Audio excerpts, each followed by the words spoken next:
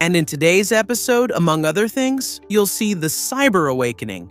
Humanoid robots were caught talking to each other on their own. Others performed an operation using instruments designed for human doctors. And there was also an alleged attack by a humanoid robot that went viral on social media and shocked the world in a way. In addition, we will see the paradox of artificial empathy, where robots with artificial intelligence are not accepted after apologizing to us humans. A jet suit that are turning human beings into, quote, flying machines. Underwater robots that mine the oceans without destroying marine life. And a carbon vault in California that has already started burying polluting gases underground. Let's break all this down and look at a few more new technologies.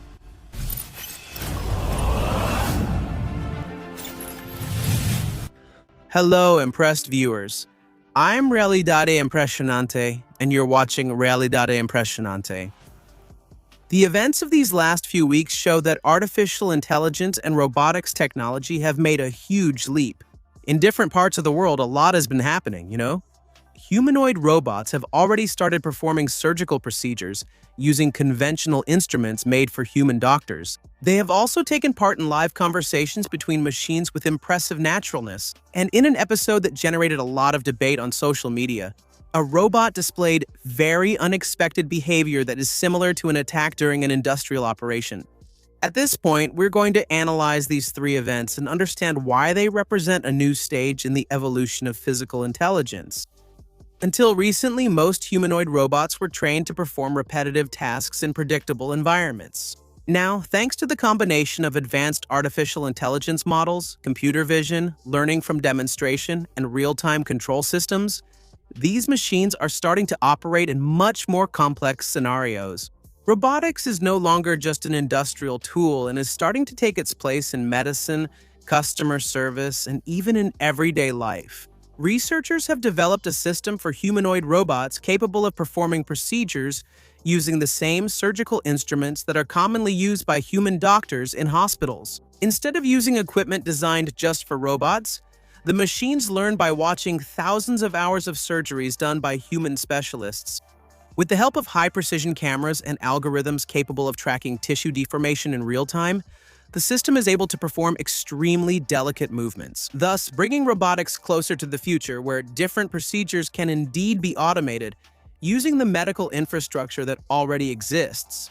Meanwhile, another milestone drew a lot of attention outside the laboratories. The humanoid robot. Neo, developed by the American company 1X Technologies, went viral when it was, quote-unquote, caught talking to another humanoid robot of the same model in a very unusual situation. They answered the questions asked to each other, interacted naturally even with people around them, and gestured as if they were human beings having a conversation. Unlike the already famous voice assistants, the robot combines body language, facial expressions, and also dialogues, all in real time, making the interaction much closer to human communication.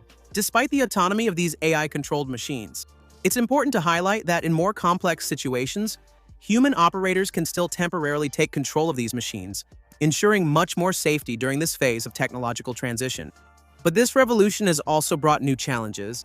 The incident involving another model of humanoid robot has reignited the debate about the safety of increasingly autonomous systems. Footage recorded by a security camera showing a humanoid robot apparently in a fit of rage was posted on social media, garnering millions of views and claims that the robot was out of control and attacking human employees. But the truth is that all of this was staged, and they did it to generate the engagement that it actually got.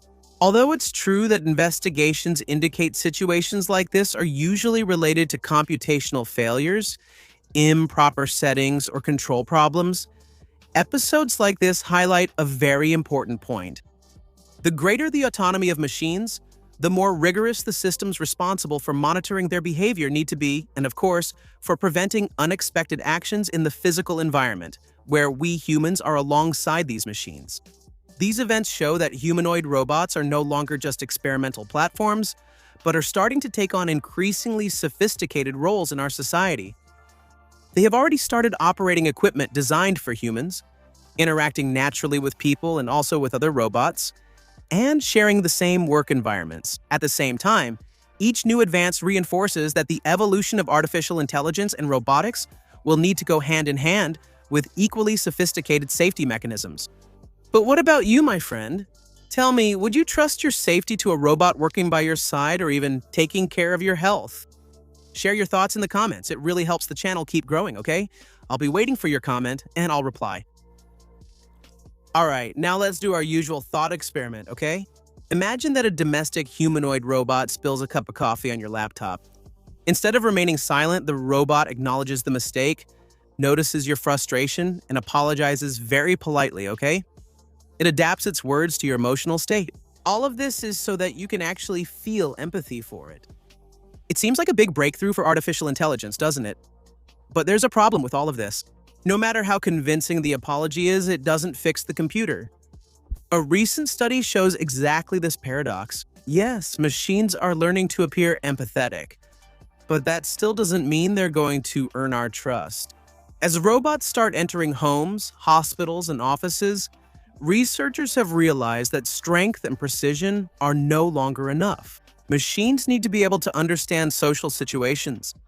That was exactly the goal of a study conducted by the University of Melbourne, which used vision language models to interpret not only human facial expressions, but also the entire context around people and the robot during the conversation. Instead of analyzing only a person's face, the system observes posture, objects present in the scene, movements, and the very situation in which the interaction takes place.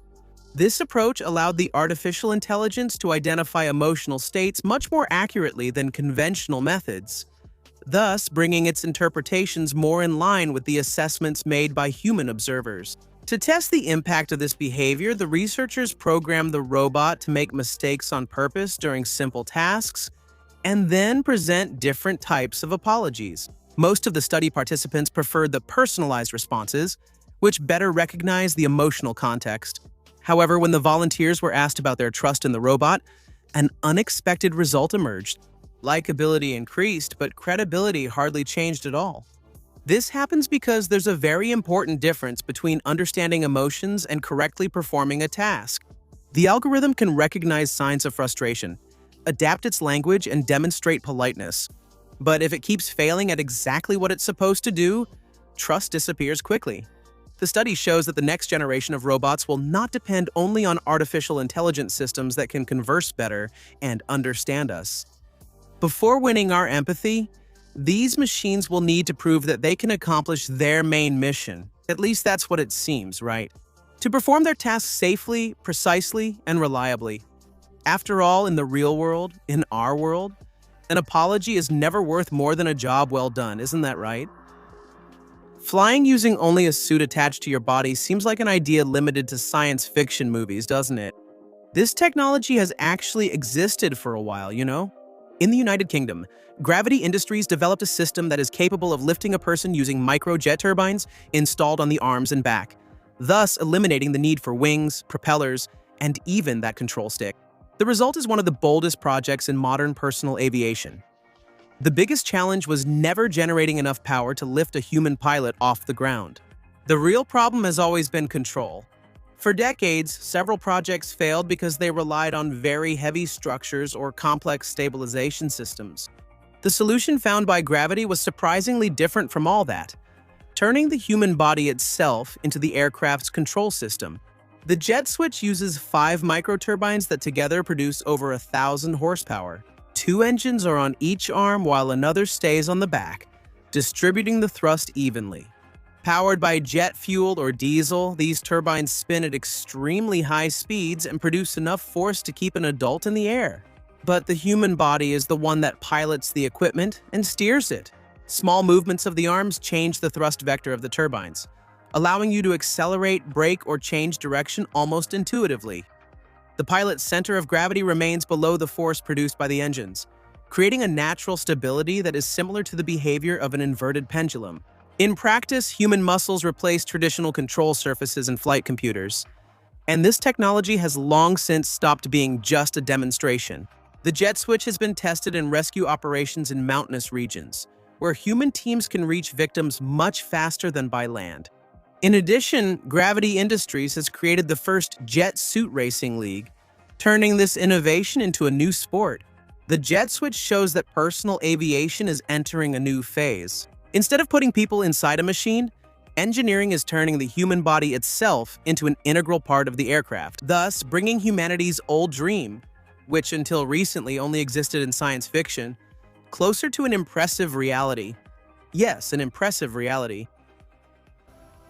Filming scenes using drones, humans operating cameras, or selfie sticks has always been the standard we've seen, hasn't it? But a startup decided to flip this logic by creating a camera that doesn't fly and doesn't need to be carried on your back. It simply runs after you. Now, in 2026, Benny is a small autonomous robot developed to follow people at high speed, to dodge obstacles, jump steps, and capture cinematic images without human intervention. The idea came from a need to solve a very common limitation of action cameras. Drones have limited battery life, they make a lot of noise, and they face restrictions in indoor environments. Handheld stabilizers require someone to constantly follow the person being filmed. And Benny eliminates these limitations by acting as a fully autonomous ground camera operator. Its mobility combines high-speed wheels with articulated legs, which function as an intelligent suspension system. This architecture allows it to reach about 29 km/h, keep up with cyclists, runners, skateboarders, and also jump over obstacles of approximately 25 km/h. If it falls during a maneuver, for example, the robot itself uses its legs to regain balance and continue recording without human assistance. To record on its own, Benny uses two wide-angle cameras that continuously monitor the surroundings. AI identifies obstacles, calculates new routes in real time, and always keeps the user in frame. Meanwhile, the main camera records videos in 4K HDR resolution, storing the content directly in the robot's internal memory. In addition to the hardware, the system includes replaceable batteries, a wrist remote control, and automatic video editing tools. With a price similar to that of a premium action camera, the Kickstarter project shows that advanced robotics is also starting to reach the consumer market, although it's still expensive, right? Benny proves that the next evolution in filming out there isn't just about better sensors, but about cameras, capable of moving on their own, following their owners, and deciding in real time what the best angle is to keep telling a really interesting story. The search for minerals that power batteries, electric cars, and high-tech systems is taking humanity to some of the most extreme environments on our planet, which are still not well known, right? The bottom of the oceans. But instead of gigantic mining machines that churn up the seabed and threaten entire ecosystems, an American company is proposing a completely different approach. Impossible Metals has developed a fleet of autonomous robots capable of identifying and collecting only the mineral nodules that are free of living organisms, thus turning underwater mining into an operation guided by artificial intelligence. The demand for minerals like nickel, cobalt, and manganese is growing rapidly, driven, of course, by the expansion of batteries and global electrification. The problem is that a large part of these resources is either concentrated in environmentally sensitive regions or depends on strategic supply chains, such as in China, for example. Now, instead of using heavy cables or continuous dredging equipment, the robots navigate autonomously, allowing the entire operation to keep running even if one of the vehicles needs to be taken out of service. The big difference lies in selective collection. Equipped with cameras and computer vision systems, the robots analyze each polymetallic nodule before collecting it. If they identify marine organisms living under the surface of the rock, they simply leave that material in place. Only nodules without living organisms are collected by the robotic arms, significantly reducing sediment movement and the impact on deep-sea ecosystems. In addition to mining, the same platform can be used for scientific research and maritime monitoring missions, expanding its application far beyond resource extraction. The Impossible Metals project shows that the next generation of mining may not depend on much larger and more aggressive machines, but on intelligent robots that are able to decide for themselves where they should or should not intervene in the life around them. And speaking of oceans, they have always been seen as an inexhaustible source of water, food, and biodiversity. But scientists believe that they also hide one of the largest reserves of strategic minerals on our planet. Dissolved in billions of tons of water are elements like lithium and magnesium, which are essential for batteries, electric vehicles, and various modern technologies. And the challenge has always been, these substances are present in extremely low concentrations, making their extraction economically unfeasible. But now, researchers at the Pacific Northwest National Laboratory in the United States have developed a technology that promises to completely change this scenario. And at its core is a conflux reactor, where seawater comes into contact with a sodium hydroxide solution. In this carefully controlled environment, a chemical reaction occurs that causes magnesium to precipitate almost instantly in the form of magnesium hydroxide, thus allowing it to be collected much more efficiently. Since the chemical composition of the oceans is relatively uniform anywhere on the planet, the technology can be adapted to different coastal regions without major changes to the process. After this first stage that I mentioned, the remaining brine goes through an electrodialysis system with bipolar membranes. Powered by electricity, this process separates acidic and basic compounds that can be used both in mineral recovery and in other industrial processes. In laboratory tests, the acid produced showed better performance than conventional methods for extracting nickel from certain minerals, showing that the system can indeed generate several high-value products all at the same time. The researchers estimate that when integrated with the large Carlsbad desalination plant in California, this technology could produce more than 500 tons of magnesium hydroxide per day, an amount sufficient to exceed the daily demand of the North American industry several times over. In addition to reducing the need for new land-based mines, the process takes advantage of an existing structure and transforms desalination waste into a new source of strategic raw materials. This project shows that the next great mining revolution may not happen in mountains or deserts, my friends, but rather in the water that covers most of our planet.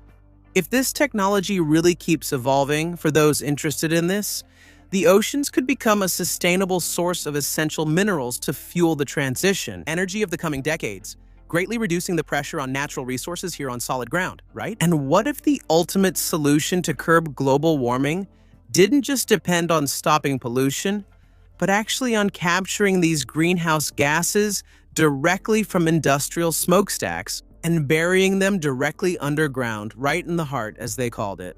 In a historic milestone for environmental engineering and the energy transition, the state of California has started operating its PAN, a commercial carbon vault. For decades, the fight against climate change has focused on reducing emissions and planting more trees. But now in 2026, Carbon Terra Vault has started some of the first commercial geological carbon storage projects, transforming old underground reservoirs into true vaults to trap greenhouse gases for thousands of years. The idea uses a structure that nature has tested for millions of years. The same geological formations that managed to trap oil and natural gas for entire eras are now being used to store carbon dioxide captured from refineries and other industrial facilities.